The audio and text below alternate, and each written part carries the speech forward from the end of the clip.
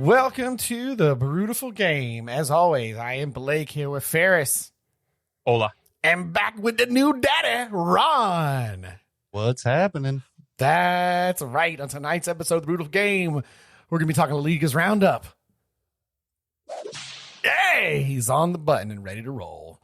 Right. Then after halftime whistle, back again with us, we'll have our father of the folder and our maker of the max, Ron. Sorry, the maker of the max. That's like it's like a battery or something. I get that's like sounds like a tagline to something. But a new daddy Ron's gonna read us a bedtime story in this edition of Ron's Beer News. Adorable. Then we're going to discuss the happenings of the Women's World Cup as we recap our final thoughts of the U.S. Women's National Team Round of 16 exit. But first, our beer. Ron, do you bring us a baby-themed beer? No. We have baby-themed glasses? We do have baby-themed glasses. Excellent.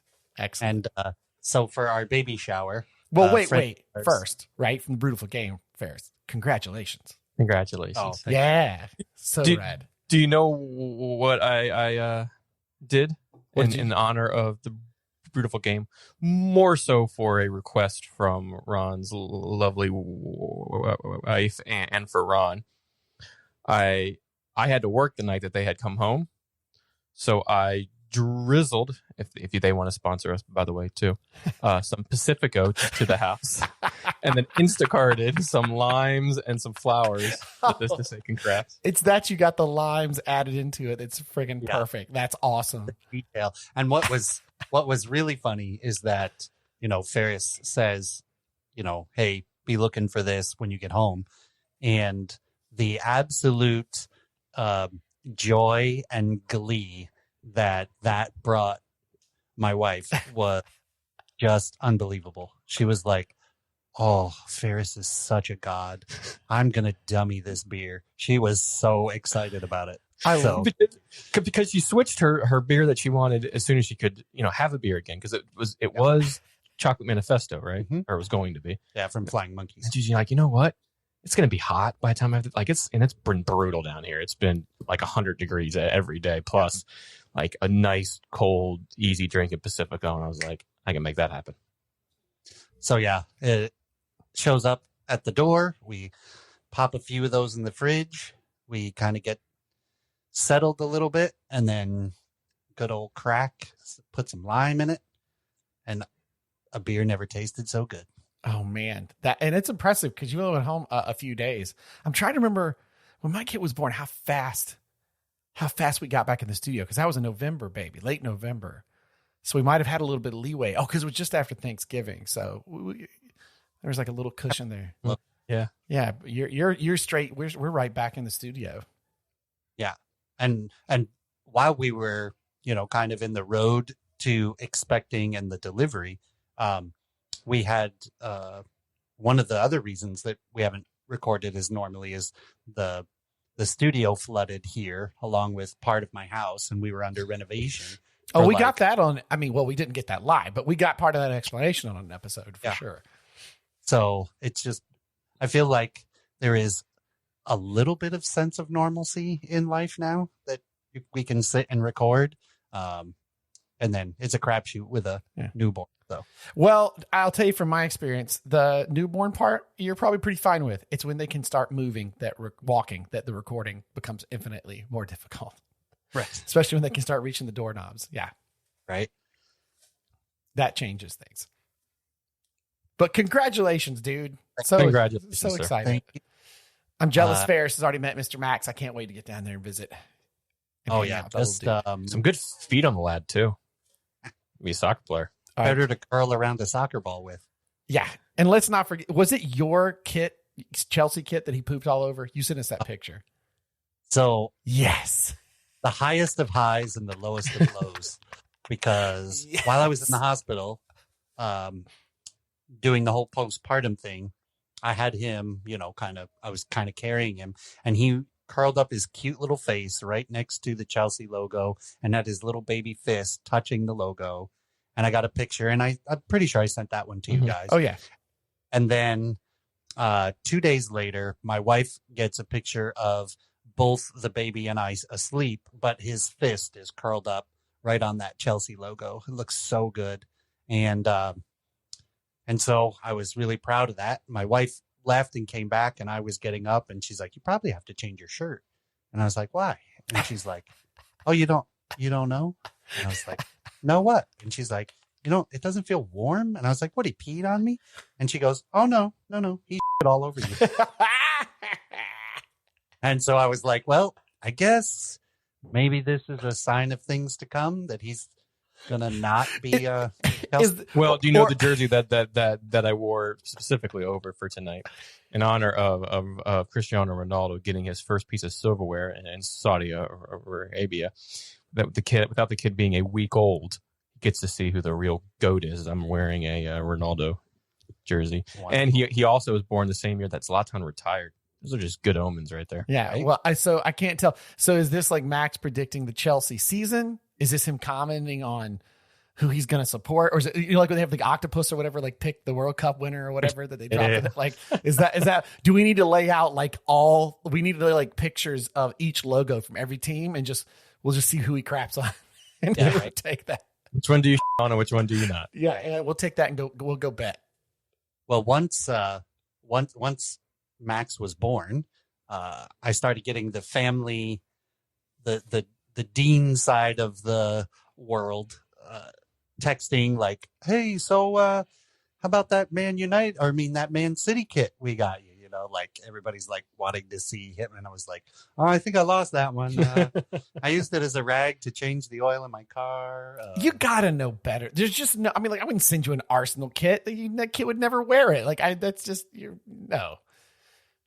It doesn't. But in fairness, I'm going to let him pick the team that he wants, and I will be proud of whatever team he picks, unless it's Man United. I don't know. I feel like I go unless it's Man City. I think that's worse for me. Well, at least look, if he picks it because he likes it, I don't care. Right? There's one member of the Dean family that likes Man City and dictates to everyone else that they have to like Very it. True. And that's why they like it, right? So as long as he likes it because he likes it, I'm totally fine with it. Well, Ferris, we have to do whatever we can do from over here to help Leicester get promoted back into the Premier League, because now my daughter's like, wait, the Foxes they're not in? Ugh. I guess I have to find another blue team because blue's my favorite color. I was like, oh no. They got to come back. They got to come back because there's no good answer. There's no good answer in that. Oh, yeah, that's rough. Yeah, I'm send her a welcome to Chelsea fan club kit. Well, when she was younger and we were watching, I think the opening to the season like 2 or 3 years back at the can, or 4 or 5 years back now, probably hell. And she was on my lap. At the can, and just reached out and grabbed that beautiful badge, that beautiful Man United badge that was on my kit. So there's still a glimmer of hope for her. Glimmer of hope. She was actually just trying to rip it off. She was trying. That's what I said. She's trying to rip that thing off, man. But I can't. We can't do a blue unless it's Leicester. We got to get Leicester back in the Premier League. Yeah. Or I'll show her the Cherry's cool new blue and yellow kit. Maybe she'll like that. There you go. So yeah, life is pretty entertaining right now, and we'll see what fun adventures come. Heck yeah, man! So stoked for you. So stoked. Yeah, can't wait to take him to an Orlando City match with his cool little purple headphone. Yep. Oh, do you have any yet? Let me go looking around because we definitely probably have the infant ones. Purple ones. Perfect. Oh, yeah. I'll look around. I'll look around some of our boxes and get that over to you. Heck yeah. Well, shall we move on to the beer? Let's do some beer. I'm excited. We get to all do the same beer again. I know. It was pretty good that you were in town a couple weeks ago and we could shoot over a couple of beers for you. So this beer is one of the beers in a previous pod I was talking about the Tavor app or the Tavor app, however you say it. And this is one of the beers I got from them from a brewery in Charlotte, North Carolina called the Resident Culture Universe. They are a pretty interesting, fun little brewery, residentculturebrewing.com, if you want to go check them out. Their website is really pretty slick. And they say their tagline for their website is "Where your weird is welcome, a celebration of the absurd." When you step through the portal to the resident culture realm, you reach a space where the absurd is normalized and accepted. Embrace your truth. Your weird is welcome, and family first. It's a brewery that is it's a female-run brewery.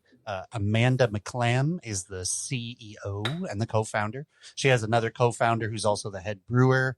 And then there's another head brewer that is also female. So there's a bunch of women creating some whip beer here. That's awesome. At this one. And the one we're going to drink is Island Time it's their Mexican lager, 4.5 on the old ABVs.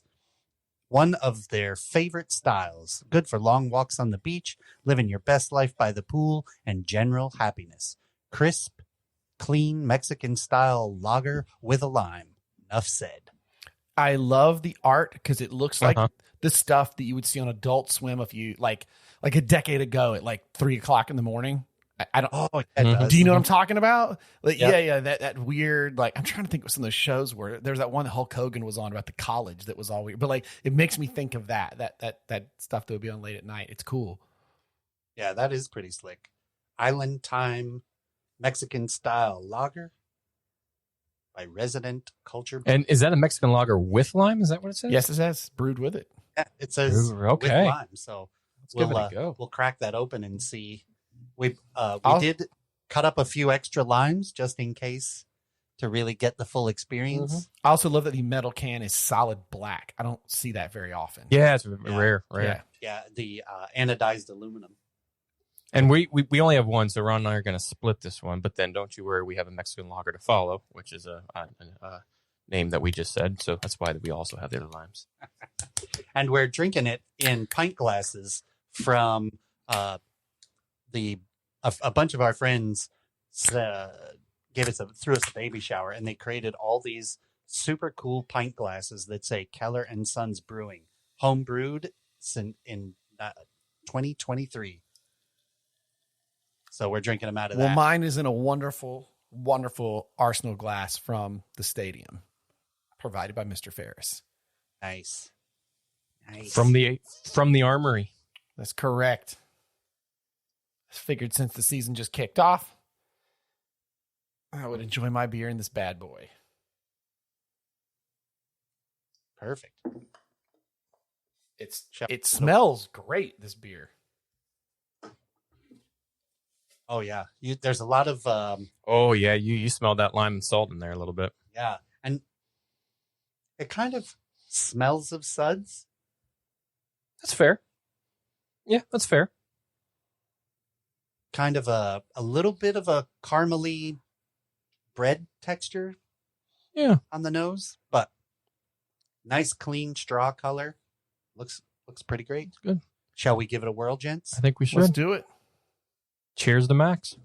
Yeah, cheers to Max and new Daddy Ron.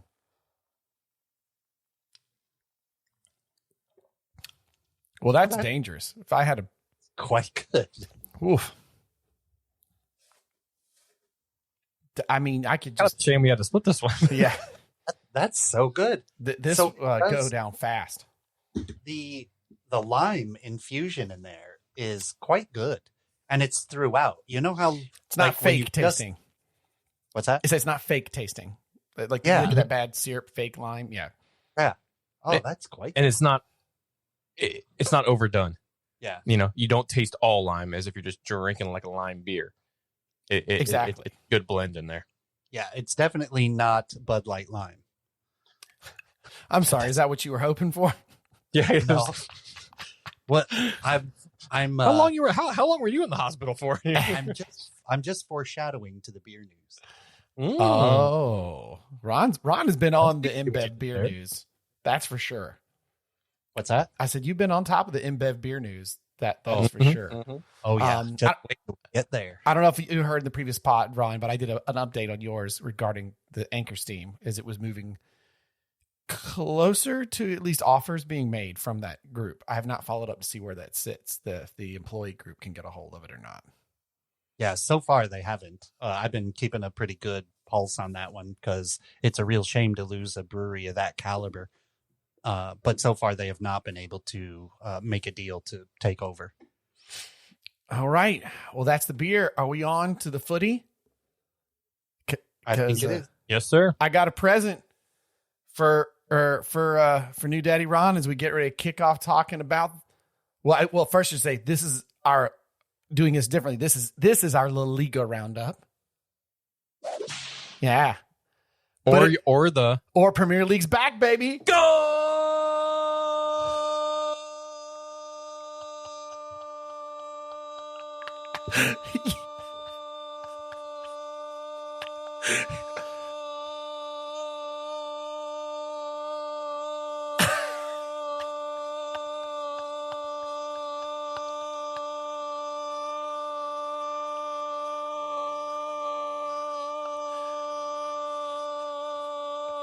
You forget how long that was. It was pretty good. Yeah.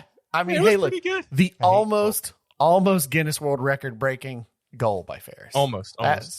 Been waiting for you to be back on the Or pod, I was going to say Ferris. La Premier Liga's roundup. Oh yeah. But that thank you. But that I forgot that I did that 2 pods back. Oh, I didn't. I've been waiting for Ron to come back so I could drop that little nugget into the soundboard. Oh God, I hate that. Not that you did it, right? Yeah. No. Kudos for you Right, for right. getting pretty close to the Yeah. world record as, just off the cuff. But I think that is one of the worst things in soccer is that damn thing. Hey, don't worry. Now we've got our own version. Yeah. Yes, wonderful. we do. Add that to the soundboard. Oh, it's in mine, baby. A 30-second soundbite right there. What was it, like 45 seconds? Yeah, it was like 45 or 48. And you came in at like 37. You missed it by like 8 or 10 seconds. did, You're yeah. pretty good. You're pretty good. Yeah. Imagine what he would do if he trained. Yeah. Yeah, exactly. Blow it out of the water. Well, ladies and jelly spoons, the Premier League is back. First off, you at home or in your car or at the gym, or maybe you're folding clothes, or maybe you're listening to a podcast burning some storm debris like I was today out in the yard. What in the Harry Kane to Germany happened to your Premier League preview pod from the Brewtiful Game? Well, just like the new Premier League stoppage time rules, which we're all currently getting our master's degree in, it's going to be a bit until you get to that. In all seriousness, though, we made a decision to wait until the end of the transfer window because Ron, of course, was doing his own transfer deal as he was waiting for his new family member to pop up in his life. A new acquisition, shall we say. Acquisition. There you go. Yeah. A new signing, a new Keller signing. There you go. To Keller FC. But we're going to let the transfer window close September 1st, before we give our predictions and picks. For example, if you had chosen Harry Kane to Premier League Golden Boot winner after his 4 goals in his last game for Tottenham, albeit in a preseason match, well, he is no longer an option at this point.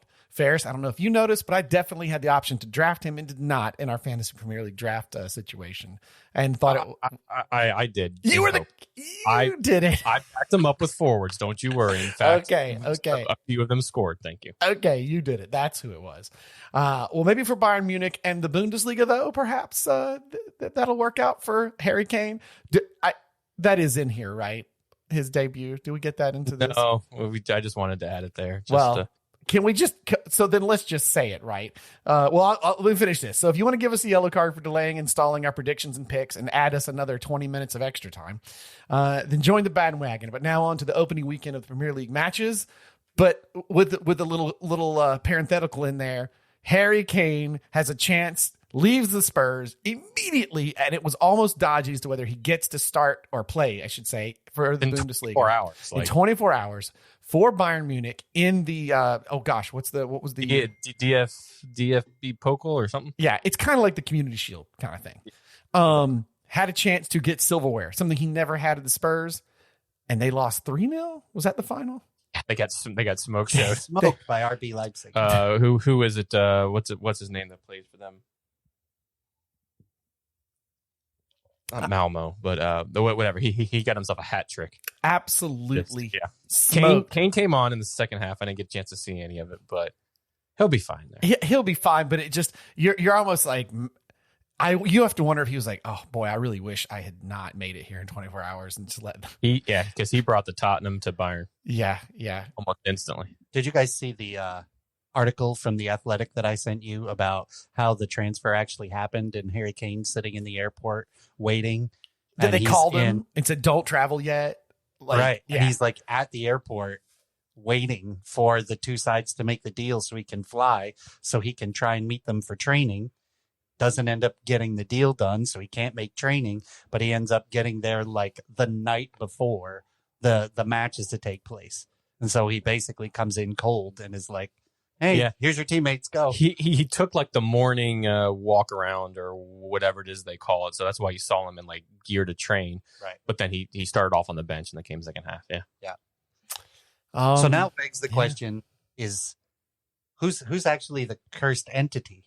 Is it Tottenham or is it? We have to wait for the season to play out for and technically he never scores in August, right? So that's true. That's true. But didn't he break that last season? Yeah, he might have. He did. He broke that last season. Well, he scored in August. He scored four goals in his last game where he went off on a standing 0-0, and you're like, okay, well, jeez, that was his last one. Oh man, what a wild. I really kind of, to be honest, I didn't think it was going to happen. I thought he was going to stay. It came down to so late. And the wishy-washy, I really didn't think it. I didn't think it was going to happen. And just think, he could have been on Man City 2 years ago if they'd have put together a better package. And instead, they went with Grealish. Yeah. I'm still hoping that maybe next year we do a like-for-like swap with Lukaku and Harry Kane, and Chelsea picks him up. I keep forgetting that you have Luke. I keep forgetting who's on your friggin' team. As some of these like. They keep talking about the transfers have come back over. I'm like, oh my gosh, I didn't even remember that he was out on loan still and not. Just what a wild. Awesome. Oh, I can't wait till the Premier League preview. We're gonna have a 40-minute section dedicated to the transfers of the Blues. Yeah. Well, gosh, this beer is good. It's so good I can't talk. Let's try that again. To kick off the new season on Friday night, the Premier League champs Pep and Man City traveled to Turf Moor on Burnley Football Club to take on Vincent Kompany. Nice little reunion between Vincent and Pep. And they take on Kompany and his Clarets, who returned to the top flight. Man City, of course, won on the day with, of course, Erling Haaland getting the first goal within 4 minutes and the second goal of the new campaign. Pep was still spicy at halftime with blonde hair Norwegian god, but in the end, Rodri's second half goal sealed the deal for a 3-0 win. I mean, just rinse and repeat, right? Is that what we got to say about? That's how it seems, certainly. Yeah. I mean, there's a lot of questions going into this season for Man City from the respect of a lot of these players just won the treble. And so what are you playing for now?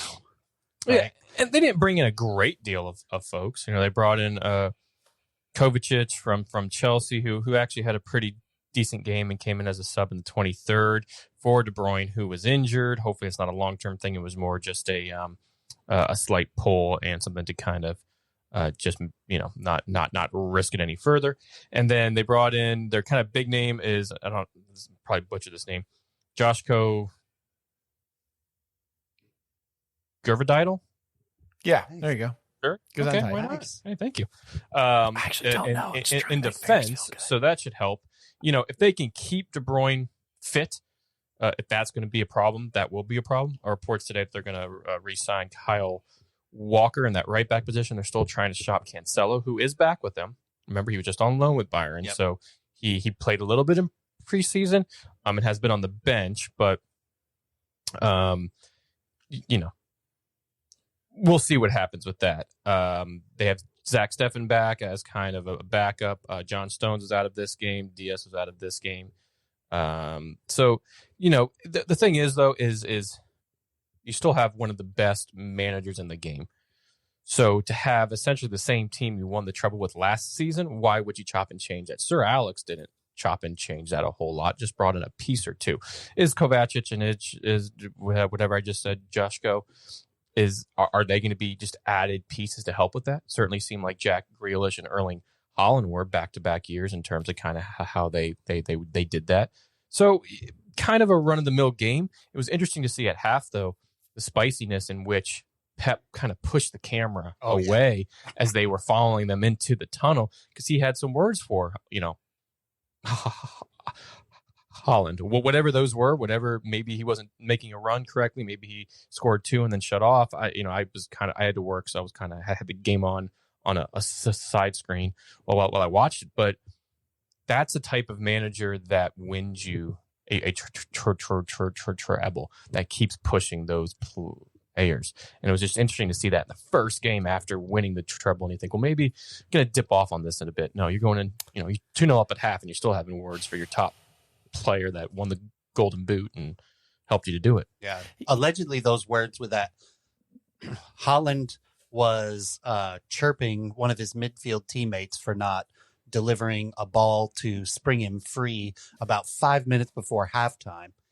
Instead, he played it out wide to the winger, who then ended up inadvertently turning over the ball.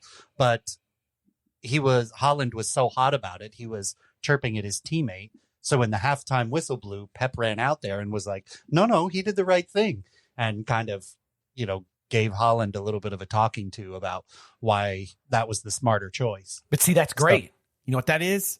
It's the first crack in the armor. Everybody, it's all about Haaland. Haaland all wants it for him, and that starts to corrupt everything behind the scenes, and it all starts to fall apart. I mean, they'll probably still win the Premier League, but when they do, that's it. And then Pep Guardiola leaves Man City, and that's it. That's the dynasty is over. A new manager comes in, and he can't handle Haaland. It all crumbles before our eyes. Reportedly, Vincent Kompany is one of the favorites to take over for Pep once he leaves. If he keeps Burnley up and keeps a good form, I could absolutely see that. And why not? Yeah, it's probably a smart thing to do. I concur. Shall we move to the next match, gentlemen? Why not? The runners-up were next as they hosted the early match on Saturday and saw a 2-1 win against Nottingham Forest at the Emirates with a former backup keeper, Matt Turner, in the opposing net. It was weird seeing Nottingham in blue for this one. It's weird. Yeah, right? As the morning kicked off. I don't know, Arsenal seemed to grow into this game a bit more. I feel like they had a slightly sluggish start to the game, where they were kind of like picking out passes, but it wasn't like out and out, kind of like Arsenal was middle of last year or the beginning of last year. Yeah, and it's it's a game where last year or maybe at home Arsenal go on to win this game 4-0, 4-1, 3-1, and yet it came kind of tight there at the end. With the late goal in the 82nd, it made it 2-1. A little bit nervy, although it never quite had that feel that Arsenal were going to drop points or lose the game. Maybe some fluke goal at the end to tie it. A worrying thing here, though, Timber, their new signing at left back, who's been outstanding so far in the preseason games coming up to this, injured, went off fairly early, just after half. Martinelli had himself a game. He was probably man of the match. Saka with a good goal. It's going to be interesting to see, though, because Partey played right back in this. Do you keep Partey and Rice playing together with that double pivot, if you will, kind of similar to Xhaka and Partey last year? Or do you leave Rice on his own? Maybe in some games you do, maybe in some games you don't. Rice hasn't looked fully up to the price tag that he's gone in so far. Mind you, it's just been preseason games, Community Shield, and those type of things. He hasn't looked quite up to that big tag for the British player,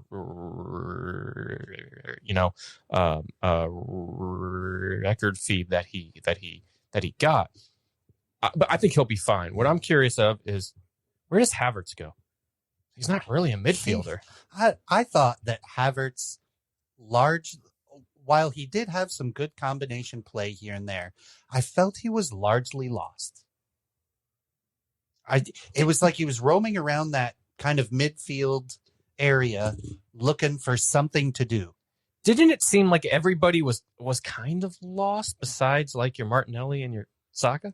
Like everybody else kind of didn't quite know. Like last year, you could look and you could pinpoint there was a clear, what he didn't change his starting. Arteta didn't change his starting lineup for the first 15 games, 20 games, whatever it was. But now it's just like, and they knew exactly where they'd be. They knew who was going to be where. Yeah, but you actually, I think you just answered your own question though. It's not the same lineup. It's a bit of a new club. So I'm more of the take Ron had, where it's like as the game went, you're like, okay, I see what's going on. And I actually disagree on the Declan Rice thing. It's not flashy. It doesn't get a ton of highlights, but he stopped several attacks or several counters before they could occur with his defense, where he would just get in and chip that ball away and stuff. And that's huge. I mean, and he will. I'm against the firepower of a City, against the firepower of a Chelsea, of a United. Can he do that all on his own in midfield is more the point that I was going, where you had a Partey and a Xhaka and that double pivot kind of doing that more so last year. So it'd be interesting to see the kind of tactics, and if Arteta changes it, which he wasn't towards the end of last year. He wasn't changing it a bunch to really do that. They just kept going forward and trying to. So be curious to see how he integrates in. I love him as a player. I think it's a great signing for you guys. Very hefty price tag, that English premium, probably more than what he actually is worth, but nonetheless a very good number 6. Is he going to be left alone on an island in there and have to do a lot of the work, or is he going to have a little bit of help to allow him to do what he was doing at West Ham with a Souček back there that kind of acted as a support for him as he was a support for the defense and midfield going forward? I actually think you'll see the team change up more, just because I think the other reason to be like, it's hard to be like, oh, he was so locked into what he did last year, but he also didn't have a ton of options. I mean, like one injury kind of showed that. And this year, I mean, I'll tell you what I loved. I hated seeing Timber go down, and then freaking Tomiyasu comes in and he's fantastic.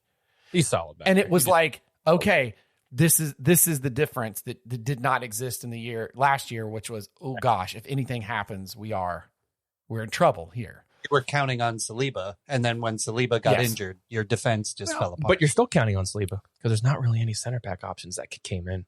Yeah, but he's got a lot more help that is less, in my opinion, who seem a lot less clueless when defenders are making diagonal runs. Maybe, but you had Tomiyasu last year. Tomiyasu had a Ben White going to push back out to the right back spot, and Timber acts as more of a right back, and then you have Zinchenko and Tomiyasu as a left back.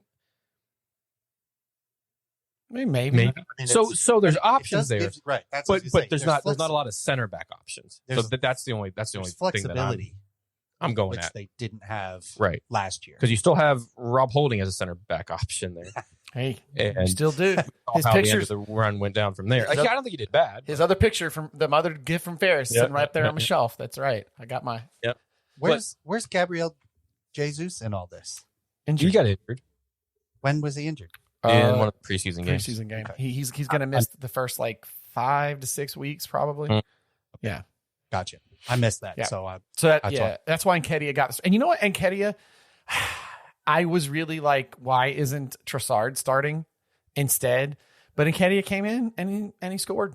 And Arteta had said he'd worked really hard between the preseason game and now, and he had to start him. And he did well when Jesus was hurt last year. So I really thought Trossard was going to come in and start this match. But I love having him there. When he came onto the pitch, he was instantly effective. I really wanted Tomiyasu to get that goal. He had some rough games last year where he kind of lost. He had a starting position, right? And he lost it. He became a backup. And when he came in and he was doing so good and he had that shot like so quick on, oh man, I would have loved that for him. I still need to get my Tomiyasu kit all said and done. But yeah, I mean, I'd love a clean sheet, but we're also Arsenal, so I don't expect to have many clean sheets because that's still, hey, but you know what? Maybe that's part of this signing too. of Rhea coming in on loan with the option to buy to push Ramsdale. That one was an interesting one. Yeah, I thought that Ramsdale was a solid number one, evidently. Well, I put it this way: you're in the you're in the Champions League for the first time in years. You got two great goalies. Very few teams that you can name that have two number ones. Yeah, up until today, I thought it was only them, but Chelsea with Kepa going on loan, and then Robert Sanchez coming in from Brighton last year. But Chelsea has 8 people in every slot. Two number ones. They have a very solid backup who you just brought in, Matt Turner, the year before last. And you made a good little bit on selling him over to Nottingham. And then Ramsdale had, kept you in a lot of games last year and key moments when you needed to be kept in games. And now you bring in somebody to. He needs the kind of say. Yeah. Agreed. But just spending that amount on another goalkeeper is a bit. Well, he's just on loan right now.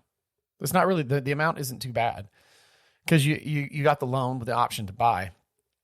I think if they'd have got him outright, I'd agree with you. And selfishly, as a United States men's national team fan, I'm actually I hate to see Matt Turner not be in my club, but I'm really glad that he's going to somewhere he starts because he's going to get better. Like that's huge. So he was quite good in the Gold Cup. Yeah, I think that's a win-win for his career and for the men's United States national team. Moving on to my cursor moved all around. Moving on to Bournemouth. They fought out this is actually a really fun match. A late 1-1 draw against West Ham on the South Coast, courtesy of an 82nd minute Dominic Solanke goal. That was a pretty fun game.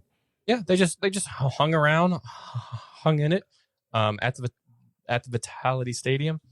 And they got a goal and a good point on opening day for them there on the South Coast. West Ham making some signings, so it's going to be interesting. I'm getting in some midfield help. The Mexican lad from Ajax coming in, and then reports today that James Ward-Prowse has signed a deal with them. So finally some moves, because West Ham up until those signings, or the one signing for sure, they didn't sign anybody. Which is bonkers because they were in a relegation fight and they weren't doing anything, it seemed like, for it.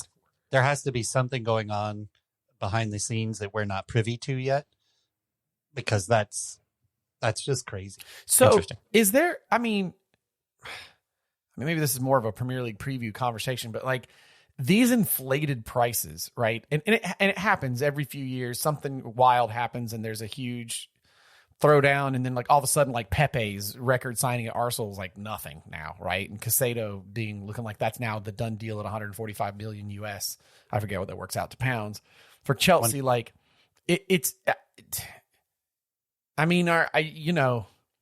hope the Premier League does not become a situation where it's like over in Spain and it's just Real Madrid and Barcelona, or it's Germany where it's just Bayern, and you know what I mean?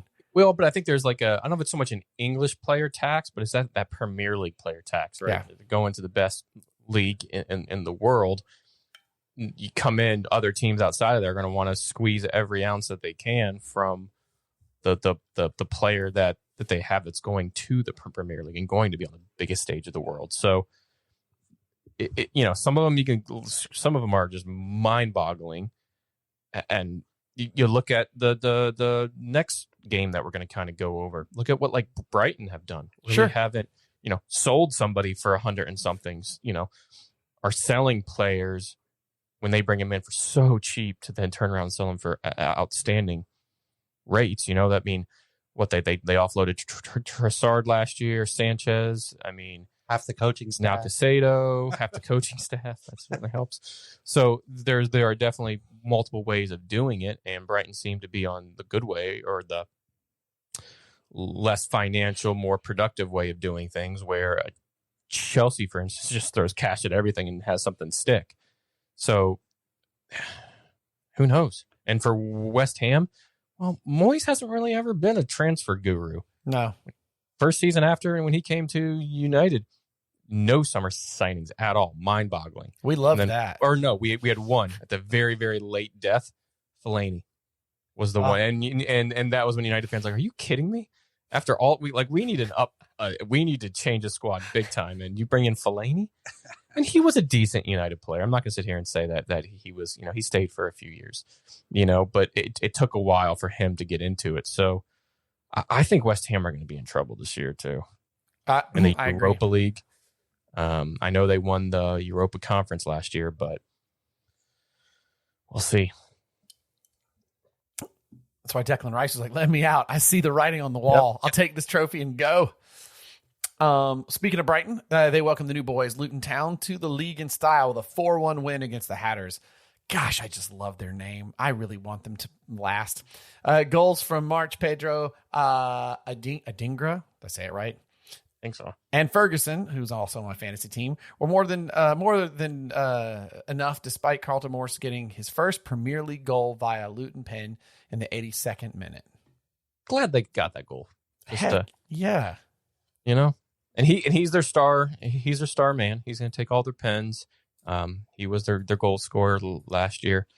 Brighton you saw, a little bit of a shaky first half. Didn't come firing completely out the gates. I think all three of the Pedro goal may have come just before half, and then the other two came after half. Or maybe it was the Pedro one came just coming out of half. But they definitely found their legs rather quick, and it was just a barrage of Brighton, one thing after others. So not quite sure when the home game for Luton's going to be next. Stadium's still not ready, right? Mm-hmm. Yeah, stadium's not ready. They got Frank's house. He's got to clean his window that's next to the entrance. I cannot wait, man. I just hope, Men in Blazes or somebody, they post up in someone's living room and chill and watch. I'm so excited about that. We'll talk more about the history of that stadium. Oh, yeah. And Luton Town when we do the Premier League kind of preview. The only thing I want to say about that game at Luton Town, by that game happening, and Pele Rudok Mapanzu playing, what a cool story. That dude has played in what, all four? Yes. So you guys got to. So for those this is very much like the old Bournemouth situation that we followed. They fell all the way down. So he is the only player. He joined them. He debuted in a conference game in December 2013, and at 19, he had been sent out on loan after a single appearance for West Ham in the League Cup and was unsure about his career. So he goes to Luton, who had they've been relegated from the top flight in 92. And so he has played all the way up every single promotion since then to get here and then play in the Premier League. That's friggin' amazing. I wonder if there's that many players that have actually done that in the modern game. Yeah, I think he's the first to do what is it, English? It says, yeah. English Tier 2, English Tier 1, Championship, and then, right? And he might have even played in the conference. So I think he's the first, which is insane. That's awesome. Yeah, he says it's been quite a run for the midfielder who told reporters following promotion from League 2 in 2018, I'm surprised I'm still here. I love that he's like, I'm just shocked as you guys are. And that he's just, and so apparently the town loves him, and he's not even a star player necessarily, but he has, he has been very good for them. I don't mean to infer that, but I just love that, along the way, he's been pivotal to the success and how they have returned the love to him. And that's a cool story, man. I can't wait till we get to see games at Luton Town's place. Yep. I can't wait to see Rebecca Lowe getting into that stadium, going through Bob's garage to, get to the press box. Oh, hop over that haystack there. We got Oh, yeah. I can't wait, man. Oh, it's going to be so good. All right, moving on over to Fulham. They get their first win of the season away from home as they beat Everton 1-0, courtesy of a Bobby Dorver Reed. Thank you, goal in the 73rd minute of play. And also, thank you to the goalkeeper of Fulham, Mr. Oh, geez. Why did I just lose his name? Leno? Yeah, he just basically won me my fantasy league week in the draft team. He had crap! I didn't even check it. Well, it's not over yet though. No, but he had a bazillion saves in this game. He was on fire in this game. But Fulham come out, beat Everton 1-0. Guys, Ooh, I'll ask again in our preview. Everton relegated? Yes. Yeah, we'll give you the thoughts then. We're going to get... I mean... Funny thing is they had less possession, more shots, and more shots on target. But they didn't do anything with it in this match. Sounds about right. They look... If we were like they looked woeful last year, it looks worse. I know it's only one game, which we've basically said about most of the matches so far. But it's the game. It's the first game. I don't know. Don't know about them there apples. Over on other there. Geez, gosh, man, what is wrong with me tonight? Other than the new / returning boys of Sheffield United, they lose at home on their return to the league as Eduardo's goal in the 49th was enough for Ray and Zaha-less Crystal Palace to get their first win of the season. A lot of people thinking Crystal Palace another team that could go down, but they got some players. Yeah. Eze's still there. Edward. Sometimes those Zaha type players hurt the team more than they help the team when it comes to everything has to filter through them. Yeah. A number of examples happen. Hampers a lot of creativity. And he did not go to Saudi Arabia. He went to Turkey.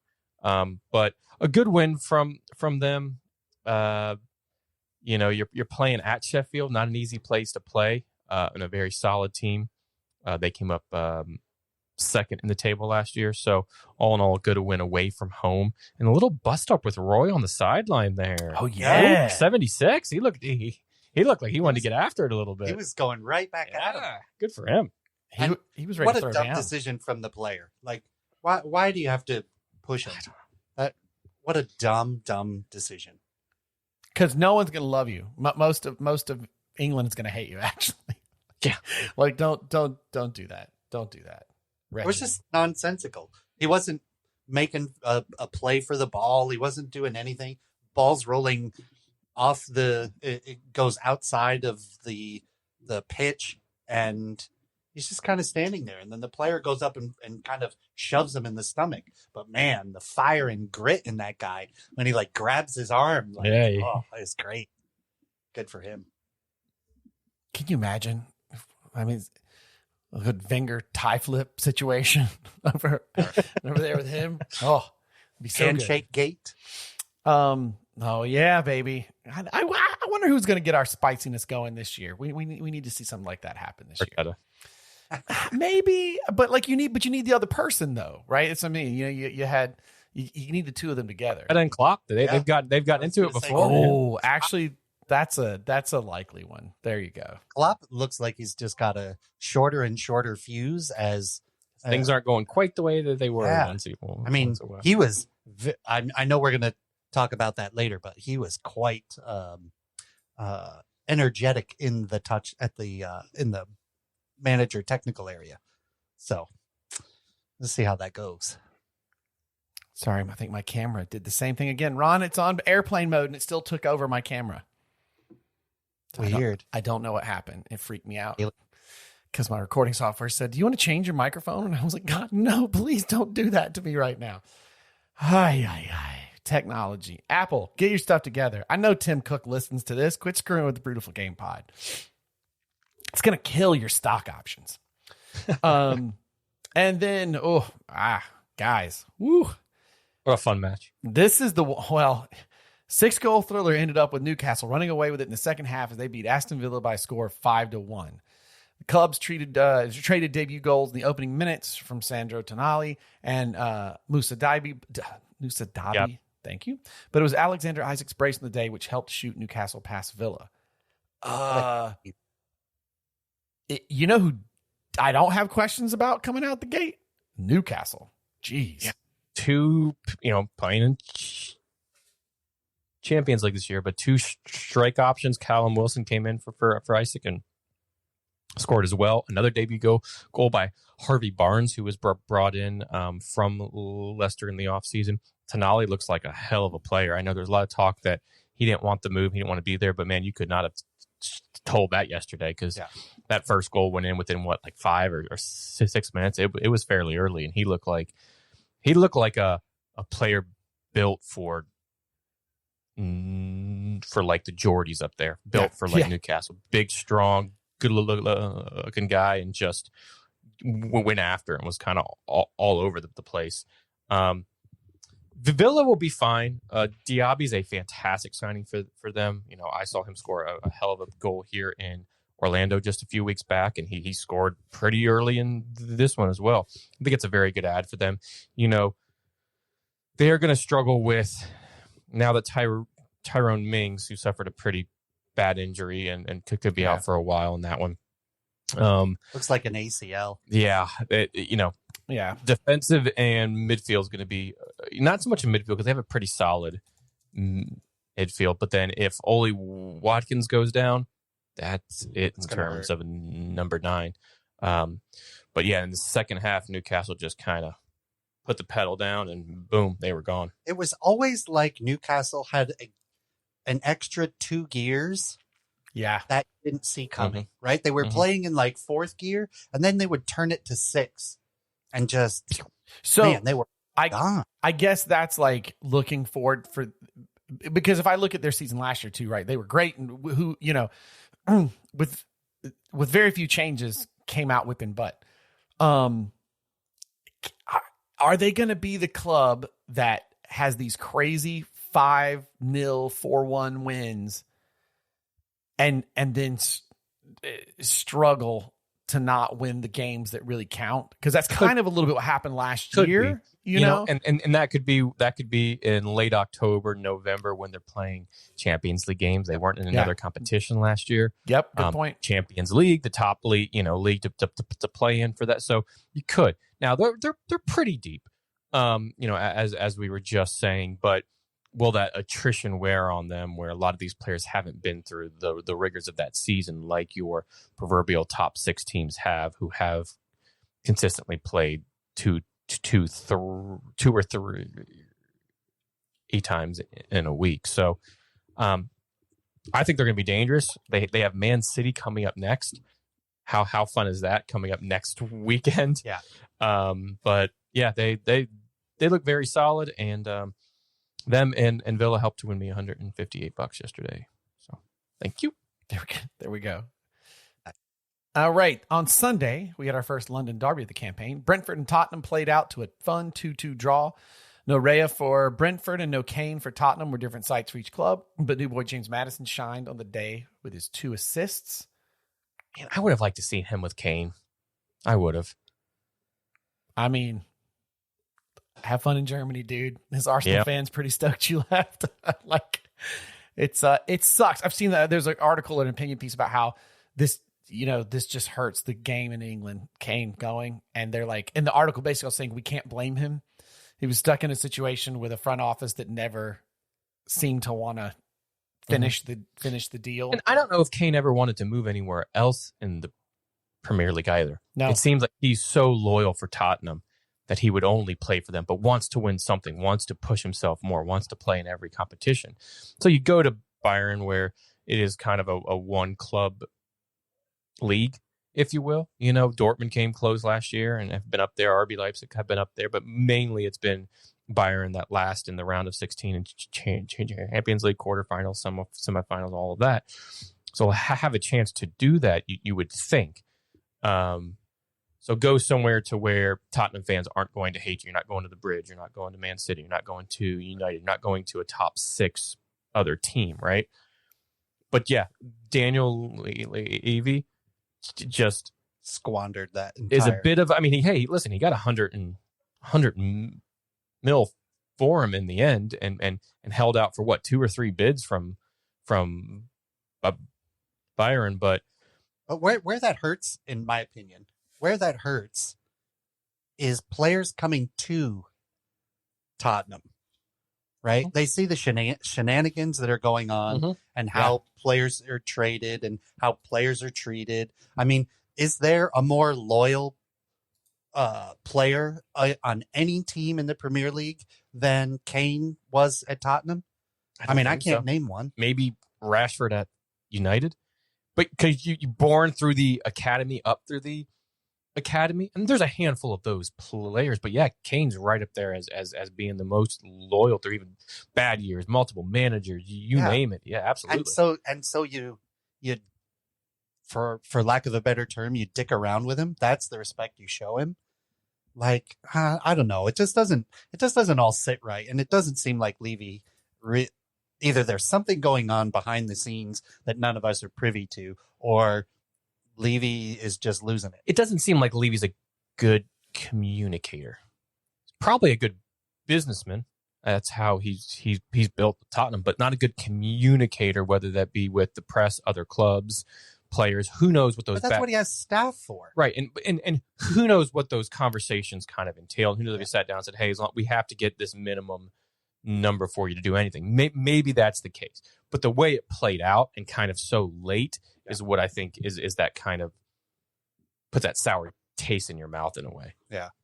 So I think if you're going to be signed by Tottenham, you've got to be looking at that like, what's my exit strategy? And now you have 15 days, 18 days, something like that to bring in the number 9. Nowhere near what Kane's going to do, but somebody to kind of lead that line for you. So there is a headline from 2 days ago that says that don't say it. They were looking at Lukaku. Yeah. Well, actually, wouldn't be too bad for them. I don't think. But say that sentence out loud again. Who would it not be bad for? Fair. I mean, I can't. Fair. When you're trying, I don't think anybody takes that. It's likely guy. He's going to go to Juventus, where he said he'd never play. But it's funny that Tottenham has reached out to Chelsea to ask, "Hey, what do you think?" By the way, can we get him on loan? Which is also funny because remember when I called that like forever ago, like Lukaku's going to go to Tottenham, and everybody's like, no. It was close. You know what? Lukaku's going to look real good in that Miami FC kit.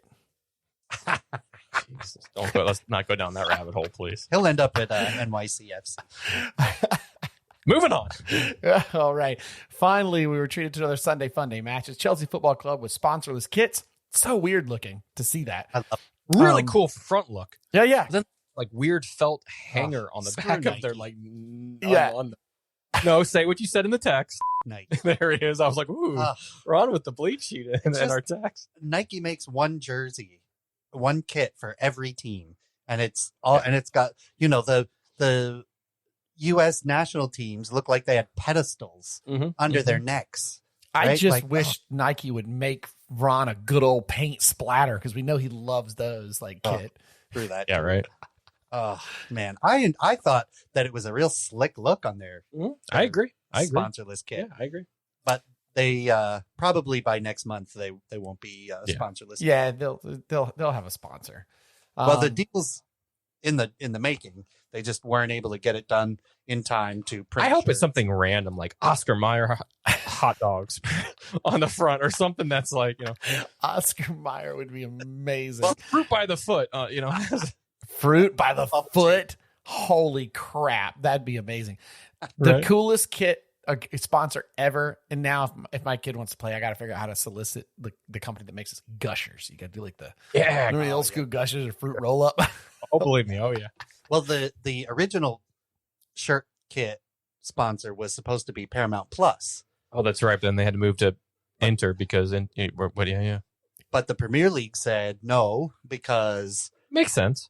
NBC has the rights in the U.S., makes not sense. Paramount. Makes so sense. we're not going against the rights holders. Are they still wearing? Aren't they wearing the Paramount Plus one when they do Champions League? Am I wrong? Oh wait, that's not an option. Anyway, so. Ooh, I didn't even see that one coming. Ooh. Say what you will. It's all right. What we need is a fire engine sound. Does anyone know when Arsenal won the Champions League? That was worth it just for Ferris's face. There was an opening and I saw it and I went for it. That was better than dad joke delivery. I wasn't expecting that. I was thinking to myself, I was like, oh, you know what? That might be the case. They might be allowed to do that. And anyways. Evening made. Well, here we go. So they're taking on Liverpool at the Bridge, and with one new manager, several new players for each. some teams with more new players than others. New club captains and both of the club owners were on display as once again the fixture produced a draw, but at least we got a few goals as it ended 1-1. I loved it was John Champion and Graham Lasso. Yeah, Graham Lasso called this one. He said, and there's Todd Bowley and who's the guy for this for Liverpool? John Sterling. Not John Sterling, but whatever. Or in baseball teams, the Dodgers versus the Red Sox. Yeah. Oh, that was hilarious. Oh, yeah, true. We had a funny text group going on. Oh, you're going the entire game. Yes, we did. Actually, that was pretty hilarious. Our group text thread with some of our friends was actually for the whole weekend was great. To be honest, I thoroughly enjoyed it. Yeah, all in all, I thought a good draw. To be honest, Chelsea. I am honestly happy as long as we don't just completely roll over and capitulate games like we did last season. Yeah. Right. And they were on the front foot. They were lots of one-touch passing, good link-up play, nice shooting ability from outside the box, crosses coming in. I thought Chelsea actually did pretty good, considering they're such a young team with a new manager who hasn't been managing for more than a month. I mean, Poch knows the league and he sets teams up well. I texted in the group Nicholas Jackson, or as I say, Nick Jackson. If he's brought in by an American owner, he has to be Nick. He can't be Nicholas. Perfect. Nick Jackson's a baller. Yeah, he's sharp, young kid. And Enzo Fernandez, I have really I get we railed on the amount fee and the signing, but he's a tidy player. Puts in some good clean challenges. Got into it a little bit today with Jota. But he's not half bad in there. You get Casado in there, you got yourself a hell of a midfield. Little light there at the back, but hell, the Desai or whatever scored the goal here in that one. So I am higher on Chelsea this year than probably most people are.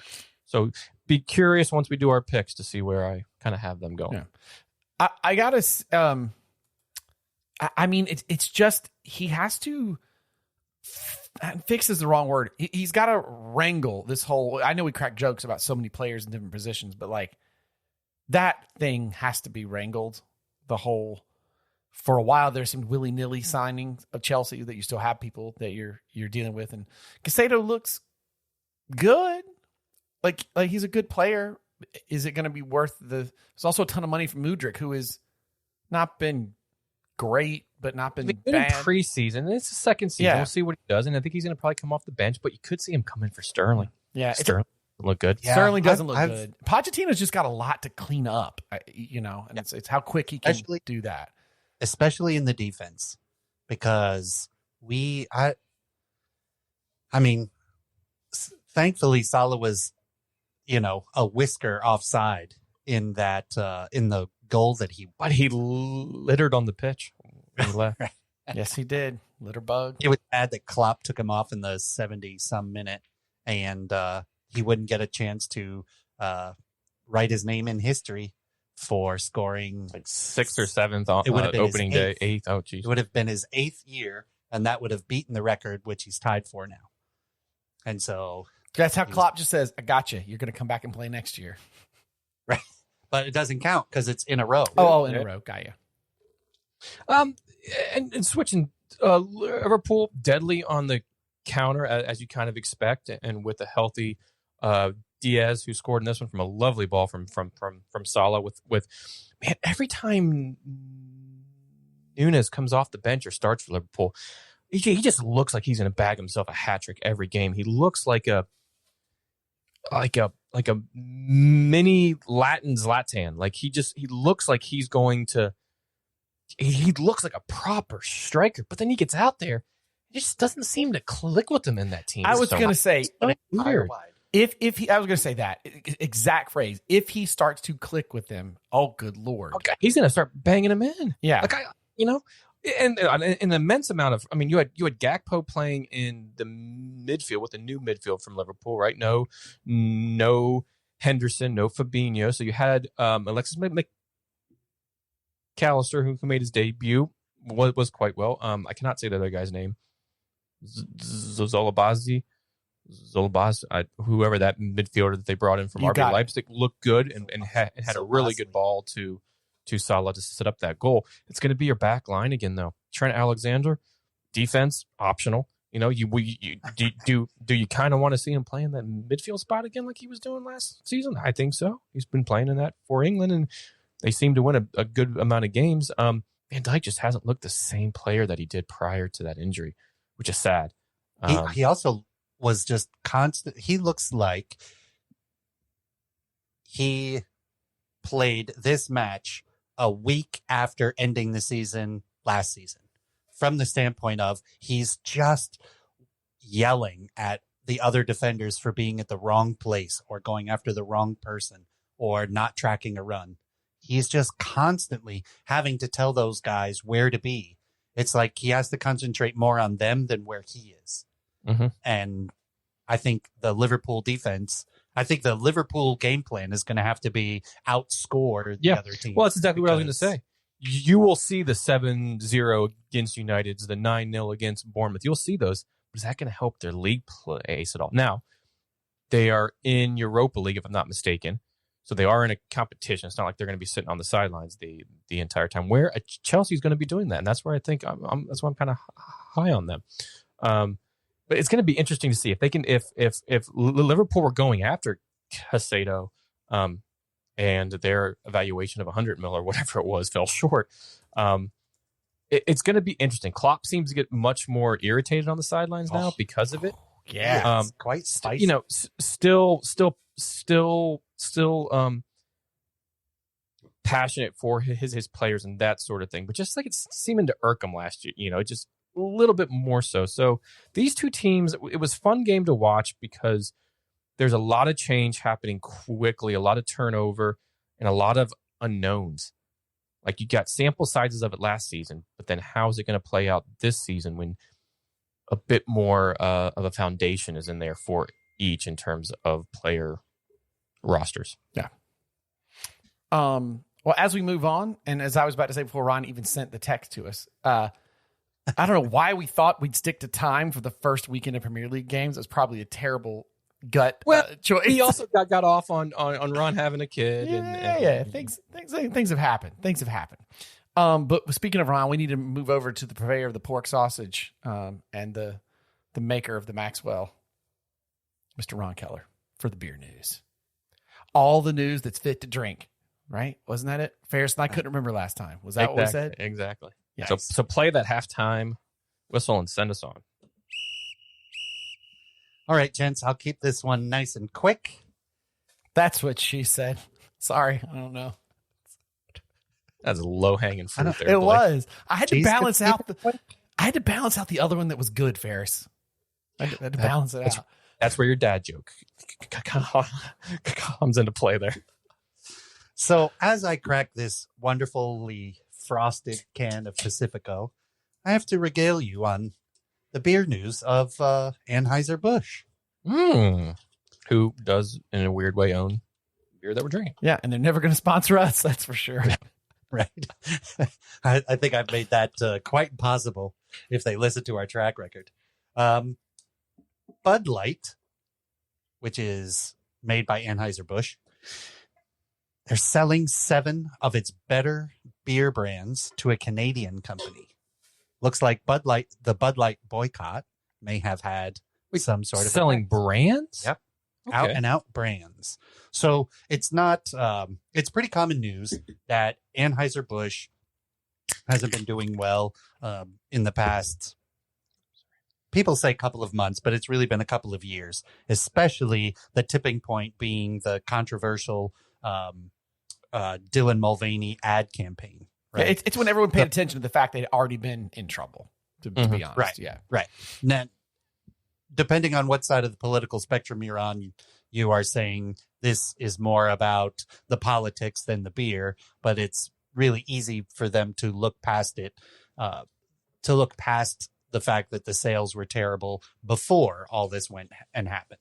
Now, because of the Dylan Mulvaney controversy, Bud Light is stuck kind of where SeaWorld was when Blackfin came out, right? Because they didn't do anything. Both sides of the issue ended up devouring the company because they didn't come out and defend one way or another. Same basic thing is happening to Bud Light, which used to be, keyword used to be, the most popular beer in America. Now it's Modelo. They've been they've a lot of ad campaigns. I could see that very easily accessible. I see it everywhere. So, I mean, that's the other thing too, right? I mean, like, there's an argument to be made for those of us who follow the craft beer world about why Bud Light and now Modelo is part of that is the way the archaic system of alcohol being sold in America, with having a middleman, which dictates what, square footage they get of stuff in the grocery stores and whatever. So if it's there and it's prominent, chances are it gets picked up. Right. I mean, just imagine how little you see of I don't know.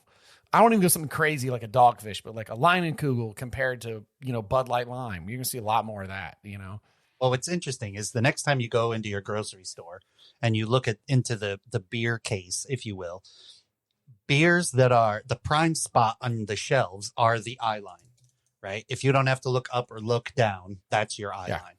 And well, for me, it's always down. Fair enough. Unless you're Ferris and you're Giraffe, and it's always down. It's 90 feet tall.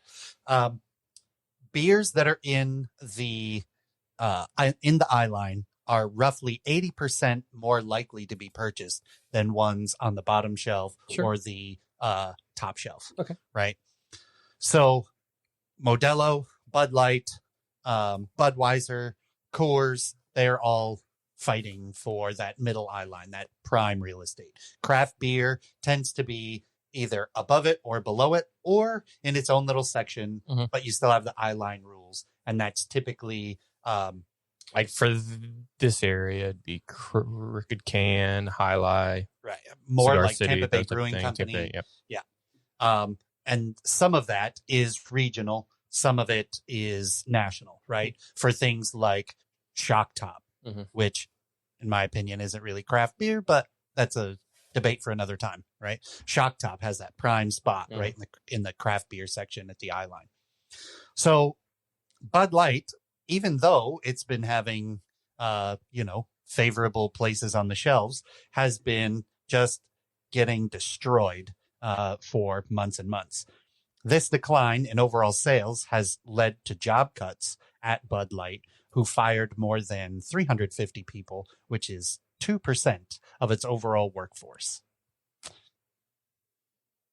which is kind of interesting in the realm of all of what's going on. Right. Anheuser-Busch, the parent company of Bud Light, has been buying up craft breweries for a number of years, right? They would go for things like Wynwood, Elysian, Weyerbacher, tons and tons of companies that you don't realize. Funky Buddha, their beer is owned by Bud Light. Yeah. Anheuser-Busch, sorry. Yeah, it's a ton. It's a really big list. Yeah, if you go into Google and you do an image search for the beer company hierarchy, you will see there's like 6 companies that own pretty much everything. And it, kind of points them all out. So if you ever want to blow your mind, go down that rabbit hole of beers. Yeah, it's quite interesting. Do you guys remember when I had the Devil's Backbone beer out of Lexington, Virginia? I don't know if you guys remember that, but like we were traveling. I was like, oh, we went to a place. Well, when we got in there, like you get handed like a menu at the bottom that says, we are owned by InBev, but we brew not independently is not the word. It was really weird. I wish I could have been able to talk to someone about it when I was there, but they were owned by Anheuser-Busch. They made some crazy stuff too that was like really cool, like these like canned like vodka drinks, those mules and things. Like everything was really good and it was craft and delicious, but they were owned by InBev. But yet they still had their brewery with their restaurant and said they still brewed on premise. So I'm not sure. I don't know how it works, Yeah, it's all about the infusion of cash to keep the brewery alive, right? So here's where things get really crazy. Anheuser-Busch has decided to sell off a handful of its brands to a company called Tilray Brands. And if you are unsure or unaware, Tilray is the largest cannabis company in the world, based in Canada. By striking a deal with Anheuser-Busch, it becomes the 5th largest craft brewer and the 15th largest overall brewer in the U.S. Anheuser-Busch is selling Breckenridge Brewery, Blue Point Brewing Company, 10 Barrel Brewing Company, Red Hook, Widmer Brothers Brewing, Square Mile Cidery. Blue Point and Red Hook, those are big. You see those a lot. Those are big. Yep. They're also selling Highball Energy Drink and the Shock Top brand, which is the most popular wheat beer in the U.S. market. So all of this is getting sold off, and it's likely the deal should get finished end of this year, beginning of next. But there's a lot of hemorrhaging going on at Anheuser-Busch right now. So it'll be interesting to see what's coming next for Anheuser-Busch. Not only did they have to lay off all those people at Bud Light, but now they're dumping brands. So this is kind of like the beginning of the end of their foray into craft beer, right? They're going to have to pare a bunch back, and they're going to have to stick with what made them popular if they want to save one of the oldest brewing companies on the planet. Well, we're helping with that as we speak by drinking a Pacifico. Which so there's your beer news. Check it out. Well, I'm still enjoying this Mexican beer you sent my way. Bedtime story. It's delicious. You can cozy on up with knowing that Bud Light is going under. All right, can you blow us a whistle to get us back in the half? Let's go. All We're right. back. So now we are back, and it's time to get us caught on the Women's World Cup. Ferris, I'm throwing it over to you. Cool, man. We'll just run through a lot's happened in the last time we pod. It's been a few weeks that we're all the way at the semifinals. Ooh. They are set now in the Women's World Cup. They just set with Spain taking on Sweden on the left side of the bracket. On the right side of the bracket, a host country in Australia will take on England on the other side. So how they kind of got here. Australia got to the semis via the longest penalty shootout in any World Cup with 20 total takers, but eventually saw the Aussies win 7-6 on pens over powerhouse France of all teams. Prior to that, Australia beat Denmark 2-1 in the round of 16. The Aussies kind of steamrolling here, and they have Sam Kerr back now. Oh, it's awesome. You know, didn't play for the group stage. It's perfect time to get the preferably the world's best women's scorer in the game. Plays for Chelsea. Yep. England got to the semis as they beat Colombia. Kind of a surprise team in Colombia, but played really well and were up for a semis berth, but they lost to England 2-1 in the quarters. They did score first, but then a goal just before half was kind of the killer to them, as a second goal came shortly thereafter half. And England got there as they beat Nigeria before that on pens 4-2 in the round of 16. So a little bit, you could look at it and say England on the easier side of things, but Nigeria and Colombia put up great fights. They deserve to be there, and were very, very good teams that England had to knock out. So that's your right side of the bracket if you're looking at it in that sense. On the left side, Spain just been steamrolling teams. They look good. We talked about them on a pod or two before, and they tore up the Swiss in the first round, in the round of 16, 5-1, and then beat the Dutch in the quarters 2-1 to get their berth into the semis. So Dutch, a very, very good team. Swiss, you kind of would expect Spain to beat them, and sure did they. Now, Spain will be taking on the Slayers of Giants in Sweden, as they got to the semis by beating high-flying Japan 2-1 in the quarterfinals, who Japan had been playing awesome, and that's only after Sweden defeated the former champs, the U.S. women's national team, 5-4 on pens. What a tournament the Swedes are having. But real quick before we get into that U.S. talk here, who you got from here on out? I am really torn between England and Australia. I'm gonna go for the locals. That penalty shootout was cool, and like I'm gonna go with the locals. I do love the England team, but I mean that they're in Australia semifinals. Let's do it.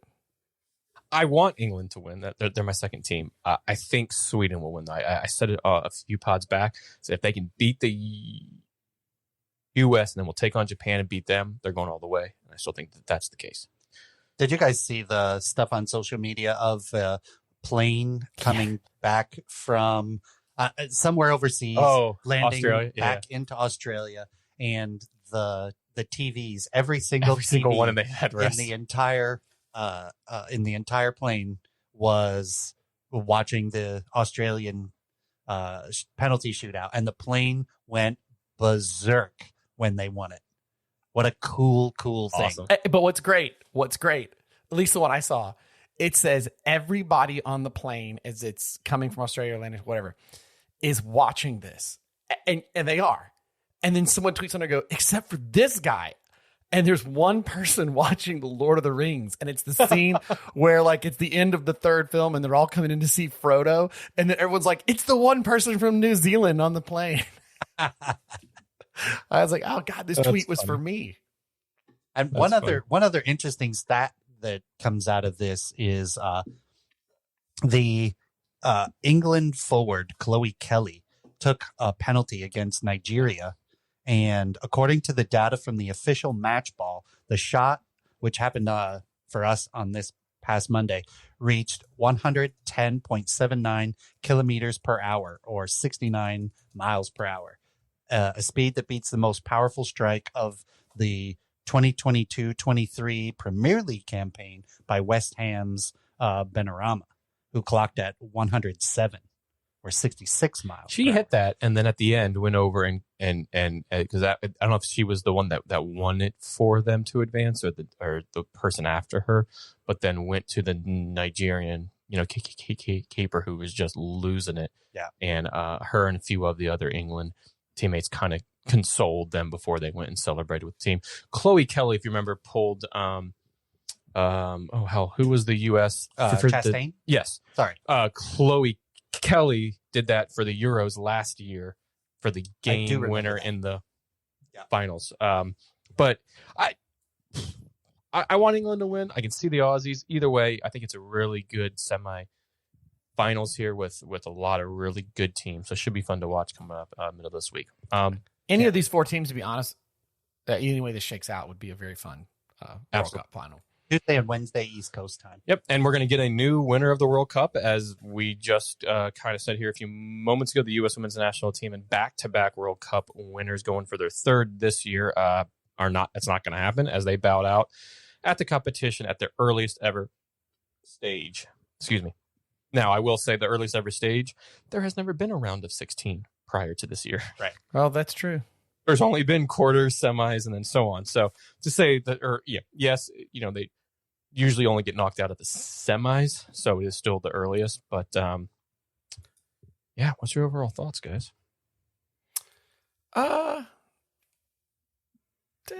This team, watch out in 4 years. I think once the shift over has fully happened and you've got a sort of a new team, I think they'll be really deadly. But I think the rest of the world is catching up. And I think me, you and I talked about this, Ferris, but Ron was on the pod, that the rest of the world is catching up faster than we ever could if the roles were reversed, because their football infrastructure is so much better for the most part across the globe. So that other places are catching up. America has won a lot on athleticism over technical skill. Mm-hmm. Stereotypically speaking, again, not necessarily individual players. I think that is not a formula that will continue to win for the U.S. Our youth system is so pay to play and just so political that it does not help us find the talent that is probably wanting to play.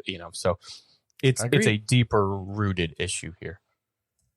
Overall, I think we're at the beginning of a weird transitionary period for all of those U.S. women's national teams players who are kind of going off to other things, kind of getting out of international football, staying in club play for a year or two before retirement, and the new bloods who are essentially having to fill the gigantic void that those amazing women left. And it's going to be tough for them for a few years until they start, really gelling and start winning and showing up, which is a much more, as to Blake's point, a much more difficult task now than the teams of Alex Morgan, Abby Wambach had in their time, right? So not only has the world, in my opinion, the world isn't catching up, they have already caught up. And not only have they caught up, but the U.S. has not progressed. Right. The U.S. hasn't moved along with the benchmark now. So I think in the future, we are going to have some pretty great players. The question I have is, I think U.S. soccer needs to take a look at the manager and find out if the manager is really who we need to essentially rebuild this team. Right. And the overwhelming opinion is that it's not. Yeah. And I think it's deserved. It is 100% deserved that we did not advance past this round. You can say it was inches that we did not, but there's also inches that we even got into the round. Yeah. So that goes both ways. I think it's a reality check. I think it's a reality check for a lot of those veteran players that were on the team, as well as some of those young players that went in with a bit of I want to say cocky bravado, right? That we are that the U.S. and we are just going to automatically advance and do this. Well, had you played better, you would have advanced out first, and then who knows what could have occurred and the route you would have taken opposed to hitting a Sweden and then a Japan after, if you would have gotten past that in inches, because Japan would have destroyed us had we. Yes. Now, ironically, they did play their best game against Sweden out of the 4 games that they played, but 100% in my eyes, not 100%, but a large portion is laid at the feet at whatever of Vlatko in terms, and we've talked about this at length, the mismanagement of roster selection, mismanagement of tournament, mismanagement of games, mismanagement of substitutions, mismanagement of changing of formations, mismanagement of where you play players on the pitch, mismanagement of a lot is, in my eyes, 75%. We have the talent. We should have easily gotten, not easily, but we should have gotten to the semis, or at least to the quarters. We should have. But it was the team was not set up to do that. And that, in my eyes, lays down at the feet of Vlatko, who, you remember the last tournament that we were in with him? Bronze, not a gold, against Sweden as well. Our team. So has he progressed this forward at all? In my opinion, no. His contract ends at the end of the year. I don't think you sack him between now and then, but I think you say, thank you, bye. But isn't there another small tournament coming up? There's just a couple of like not preseason, but just like friendly games. Who the hell cares? And you just get in who you want. But at the same point, how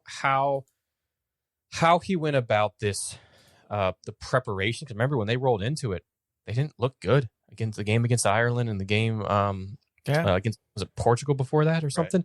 Right. They did not look good. It was like 1-1 games. It was 2-1. It was 1-0.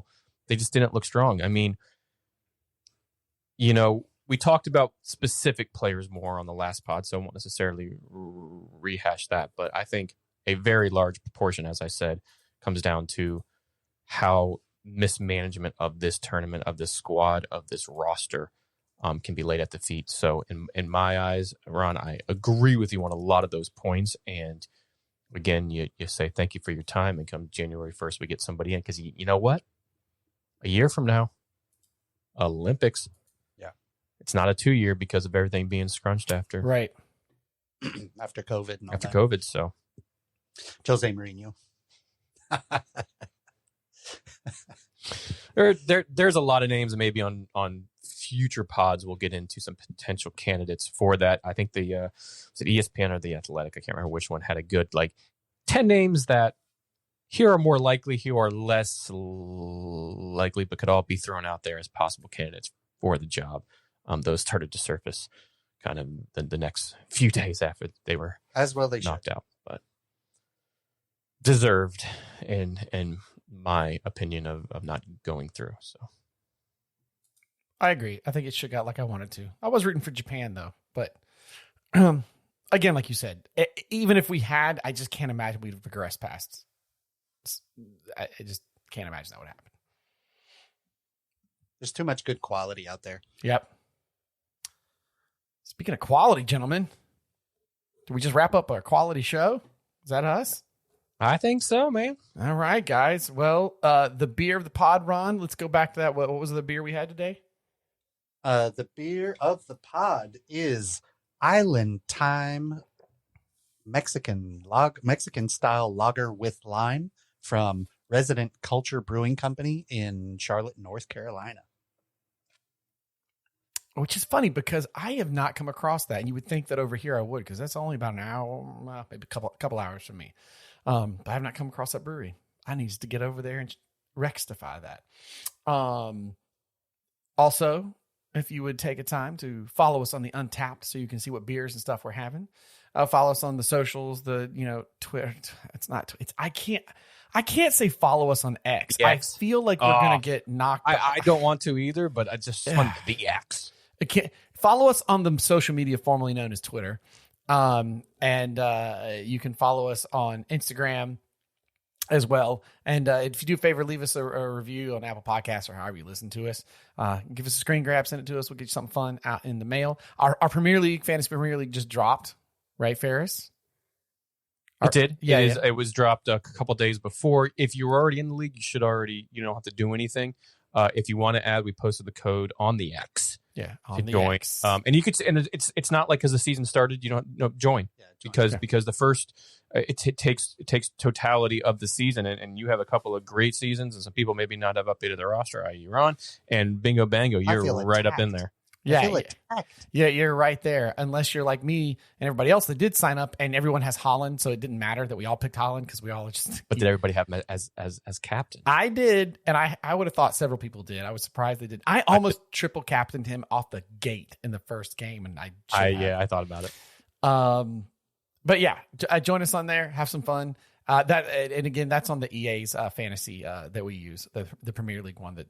I think it's EA, right? Yeah, it's whatever the Premier League app is. I can't remember. EAFC is the sponsor now. Oh, that's true. Not FIFA anymore.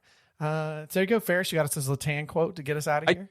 I do. And as I was kind of scrolling through here, I don't think we said this, but it is essentially a quote of Zlatan on retiring. So this was obviously many, many years prior to what he eventually did this year.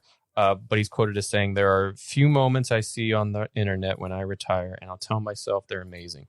I'll ask myself how even I could have achieved such feats." Kind of a boring one for him, but kind of a, oh my God, he's human. I mean, I think it works. I think it fits. Or he'll be looking back at his achievements, which means he's actively looking at his achievements and saying, "How did I manage that? I'm so amazing." Or the one right below it is more of his Zlatan quote. Zlatan on relocating his family after joining Paris Saint-Germain. "We're looking for an apartment in Paris. If we don't find anything, then I'll probably just buy the hotel." Check both of those on the old. My goodness. All right. Okay. Ron, I was trying to find some good like dad jokes that were about like having a baby and stuff, and it's surprisingly thin on the ground, to be perfectly honest. But I did find a story that I feel like, since we're of a certain age and we know these pop culture people, that this will do in lieu of. TIL, Till, the lead singer of Chumbawamba, pop stars they are, is married. Yeah, the lead singer of Chumbawamba is married to a champion breakdancer. She had to give up dancing when she fell pregnant, but only 3 months after giving birth, successfully defended her title at the World Championship of Breakdancing. She got knocked up, but she got down again. That is pretty good. Just end the podcast. Good night, everybody. Love the beer, cherish the game. The Brewtiful Game.